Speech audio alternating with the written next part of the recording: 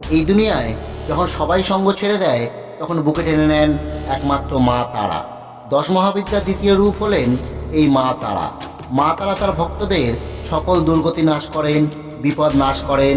আবার মা কখনো আবির্ভূত হন অন্নপূর্ণা রূপে। জীবনের সকল মনস্কামনা যেমন পূরণ করেন মা, তেমনি আবার জীবনের সকল দুঃখ, দুর্দশা, হতাশা না পাওয়া দূর করেন তিনি। জীবনে হেরে যাওয়া সমস্ত রকম পরিস্থিতি থেকে বের করে নিয়ে আসেন মা, দেন নতুন জীবন শুরু করবার শক্তি।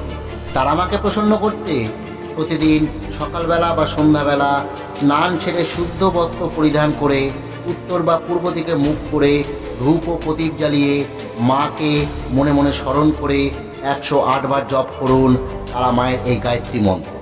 মন্ত্রটি হল ওং তারা ওই বিদ্মহে মহাগ্রাহ্যই ধীমহি তন্নো দেবী প্রচোদয়াৎ।